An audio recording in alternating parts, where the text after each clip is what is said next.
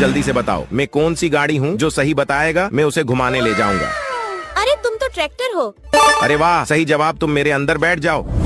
तुम बताओ मैं कौन सी गाड़ी हूँ? अरे तुम तो मेरी पापा की उड़ने वाली गाड़ी हो। सही जवाब। तुम भी मेरे अंदर बैठ जाओ। अब तुम बताओ मैं कौन सी गाड़ी हूँ? अरे तुम तो एम्बुलेंस हो।